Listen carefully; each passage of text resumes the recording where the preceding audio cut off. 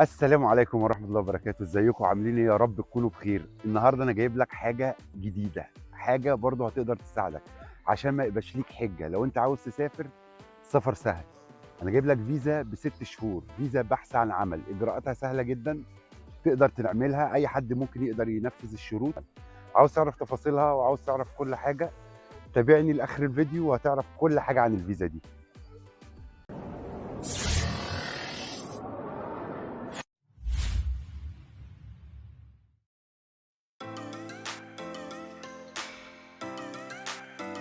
حبايب قلبي ازيكم؟ النهارده الحد، المفروض اجازة بس الجو حلو، وقلت فرصة ناخدكم ننزل ناخد جولة صغيرة في البلد اللي أنا عايش فيها. هي بلد صغيرة شوية بس أكيد هلو بس أكيد هتعجبكم، لأن هنا ما بيصدقوا الجو يبقى حلو.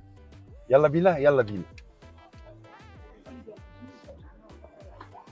هاخدكم جولة ظريفة كده صغيرة في وسط البلد. هنا عندنا هي مدينة صغيرة المفروض يعني، هاخدكم جولة نشوف الناس شكلها عامل ازاي، الحياة هنا عاملة ازاي.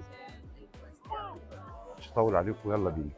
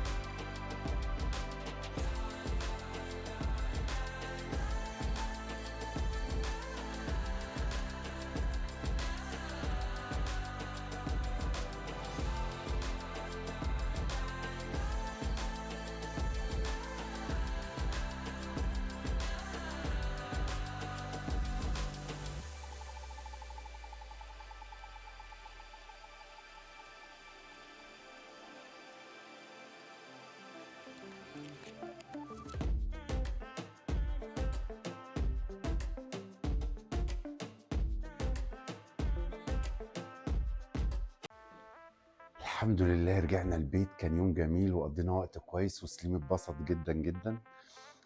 نرجع بقى لموضوعنا الاساسي اللي هو موضوع الفيزا بتاعت البحث عن عمل. بص، في البدايه كده هقول لك على الجامد. المانيا الفتره دي اصلا محتاجه عمال كتير جدا في مجالات وقطاعات كتير جدا جدا جدا.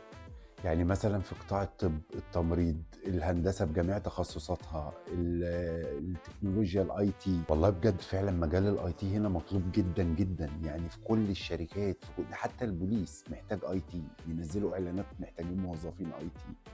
يعني فرصه لو انت اي تي وفعلا وعاوز تسافر وحاطط في دماغك، شوف الشروط اللي انا هقولها لك وحاول تظبطها. اول شرط لحصولك على الفيزا دي اللي انت لازم يكون معاك مرحله من اللغه اللي هي تكون بي 5 بي 2 بي 2. تاني حاجة يكون معاك مؤهل دراسي ومعاك شهادة خبرة اللي انت اشتغلت في المجال ده اللي انت هتروح تدور عليه او هتبحث عنه في ألمانيا.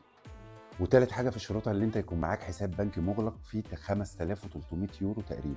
لو انت بقى قدرت تحقق الثلاث شروط دول، هتتواصل مع السفارة الألمانية في بلدك، هيبدأوا لك في الإجراءات، هتاخد الفيزا، تيجي تدور على شغل، هيبقى معاك فيزا ب6 شهور تقدر فيها تدور على شغل. لو انت معاك اللغة أؤكد لك ان انت هتلاقي شغل. ده ليه اللغة؟ اللي أنا كل شوية أقول لك اللغة اللغة اللغة، لأن الشعب الألماني أصلا شعب بيعتز بلغته جدا جدا. يعني أنت مش متخيل، يعني أنا لما تيجي أنت تكلمه بالإنجليش هيرد عليك بالألماني. وحصلت معايا، كنت كل ما أجي أكلم حد من زمايلي اللي شغالين معايا بالإنجليش يردوا عليا بالألماني. ما بقتش فاهم حاجة، أنا كمان مش عارف أقول لهم إيه، بقيت أقول أوكي أوكي، أي حد يكلمني أقول أوكي أوكي. يعني أنت لو عاوز تسافر ألمانيا يبقى أول حاجة تبتدي بيها اللغة. أول حاجة نصيحة بقى مني ليك علشان انا بحبك، وانت بتاخد الكورس بتاع الالماني وبتتعلم الالماني دايما تتدرب او تدرب نفسك على الانترفيو اللي انت تعمله مع صاحب الشغل اللي انت هتقدم عليه. يعني مرن نفسك كده من دلوقتي اللي انت لما هتروح المانيا هتتكلم وتقول ايه. لذلك لازم تبقى عارف مصطلحات المجال اللي انت بتقدم فيه. هتتعب شوية في الأول عادي، بس بعد كده هترتاح وهتحس بقيمة تعبك ده لما توصل للي انت نفسك فيه. وبرضه عاوزك تحط في دماغك ان مفيش حاجة اسمها مستحيل، مفيش حاجة اسمها لا ما اقدرش اعملها. والله العظيم لازم تحط في دماغك ان انت تقدر تعمل اي حاجة. اخر حاجة هقولها لك، النجاح مش بالسهل، النجاح بيحتاج تعب، ولازم تتعب علشان توصل. وربنا بيقول لك اسعى يا عبد وانا اسعى معاك. وان شاء الله كل اللي نفسه في حاجة يحققها. وكده يبقى وصلنا لنهاية الفيديو، ويا ريت لو عجبك تدوس لايك وتعمل شير وسبسكرايب للقناة. واستنوني الاسبوع الجاي مع احلى فلوج على احلى ناس في الدنيا.